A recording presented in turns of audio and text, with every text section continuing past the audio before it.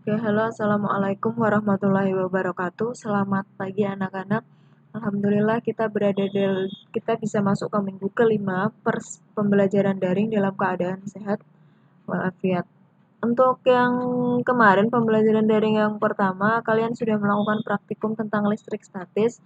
Bagaimana cara membuat listrik statis dalam kehidupan sehari-hari?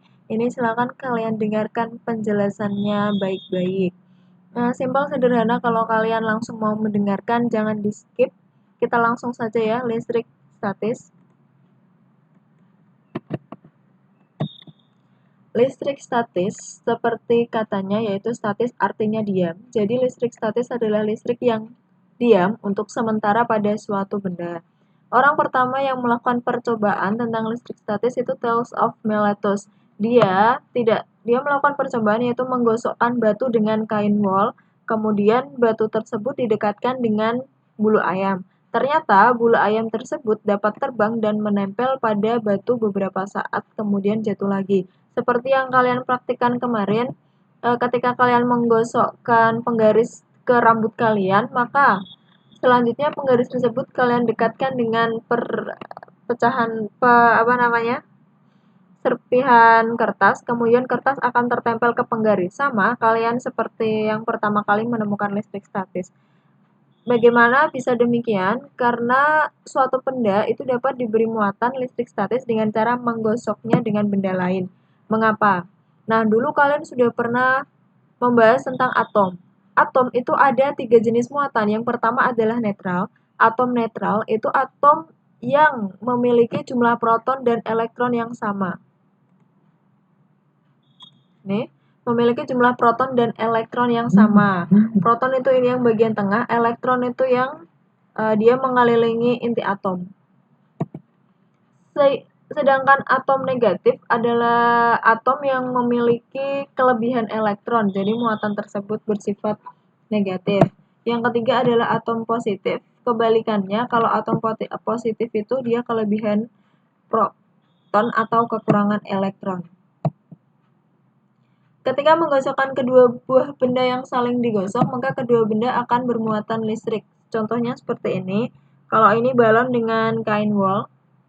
Ketika balon digosok dengan kain wol, maka elektron berpindah dari kain menuju ke balon. Perhatikan. Sehingga balon menjadi bermuatan listrik negatif dan kain wol bermuatan listrik positif. Kita tahu bahwa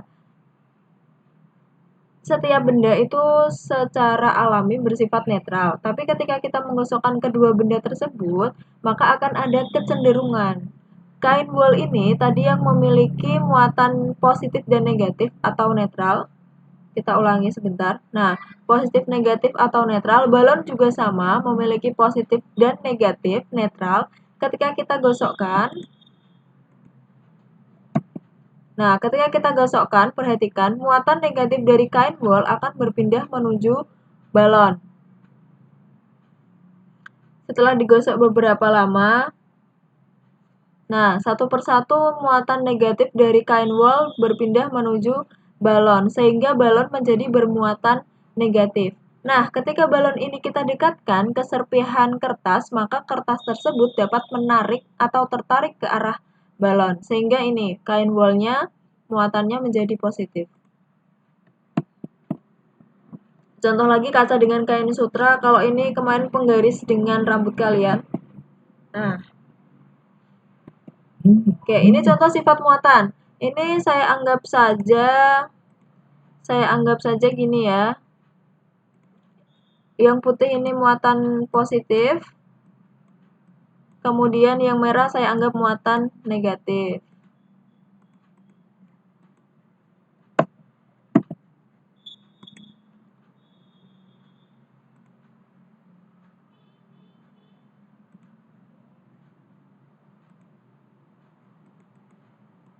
Oke, bentar.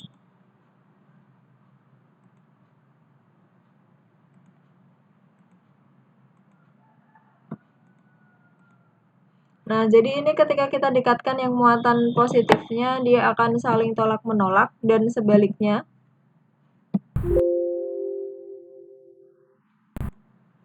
Kita coba.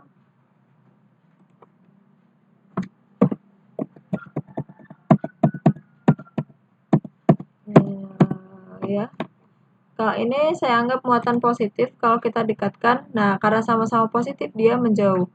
Kalau berbeda muatannya dia akan mendekat. Seperti tadi, kalau positif muatan positif ketemu positif akan saling tolak menolak, menjauh. Kalau yang berbeda muatannya akan tarik menarik atau mendekati.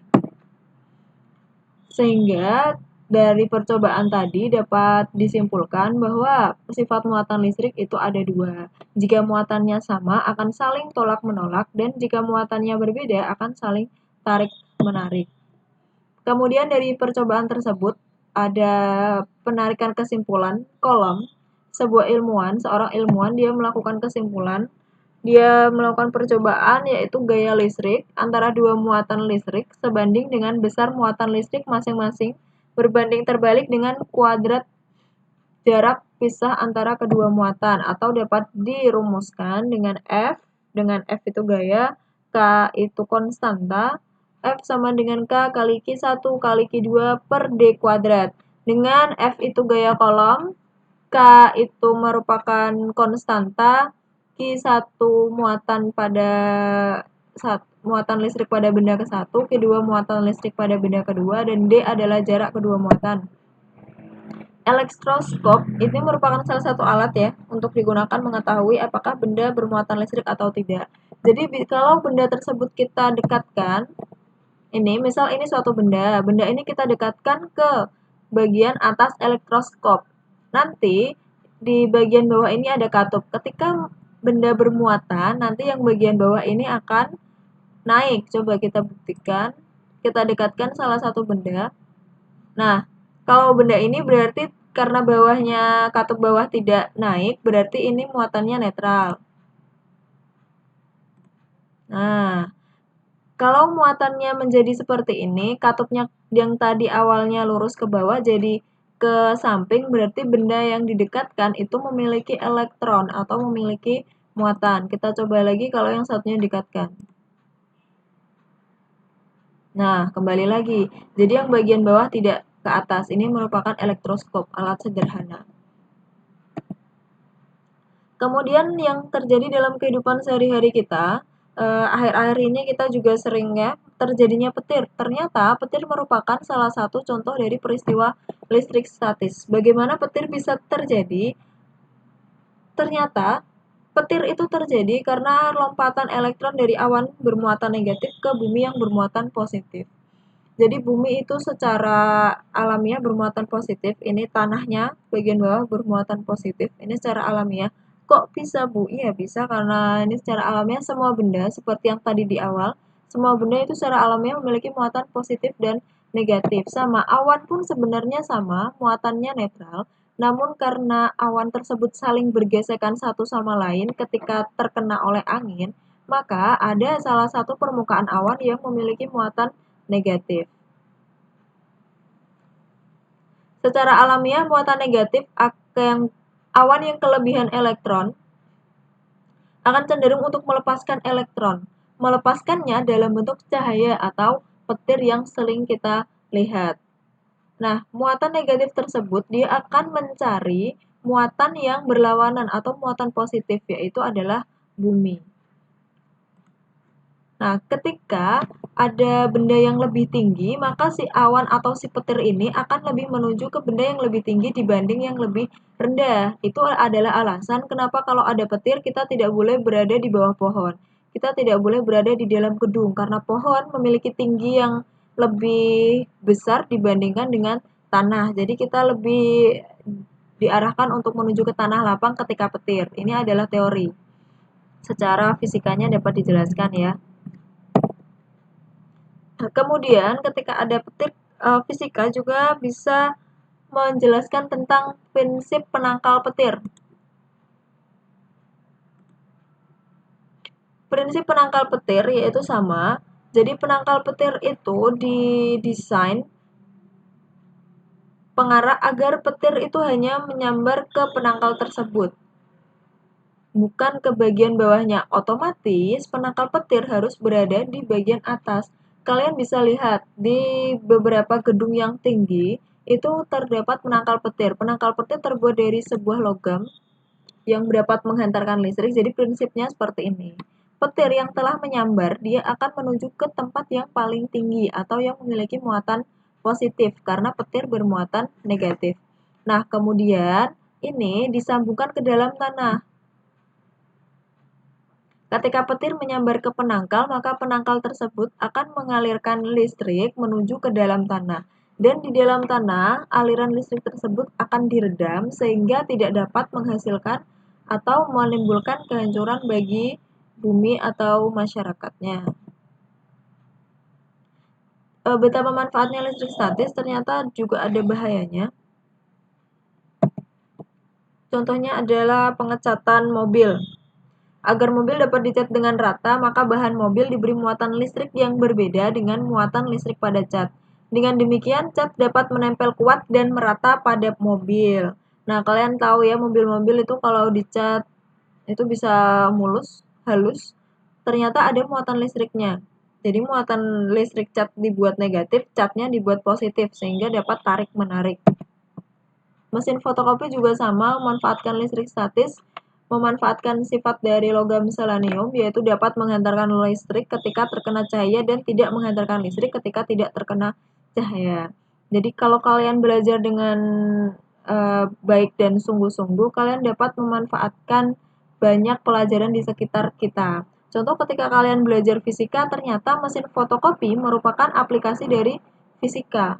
Ternyata petir merupakan aplikasi dari fisika. Jadi jangan pernah kalian meremehkan suatu hal karena suatu hal itu menurut kalian tidak penting. Fisika apa tidak penting. Jadi kalian bisa memanfaatkan setiap materi pembelajaran kalau kalian ada niat untuk sungguh-sungguh. Oke, ini akhir dari presentasi listrik statis. Seperti kimia kemarin, kalau kalian hanya mendengarkan tanpa refleksi, itu hanya akan berakhir sampai di sini. Silakan kalian refleksi, refleksinya apa seperti kemarin. Silakan kalian ringkas penjelasan saya di dalam buku catatan fisika. Buku catatan fisika maksimal besok pagi. Nggak usah nunggu maksimal, silakan kalian dengarkan penjelasan saya ini, kemudian langsung ditulis ulang, kemudian langsung dikirimkan ke saya. Saya tunggu, semakin cepat semakin baik. Oke, sekian dari saya. Semoga hari ini kalian bisa sehat dan selalu sehat. Kita ketemu lagi untuk pertemuan selanjutnya. Wassalamualaikum warahmatullahi wabarakatuh.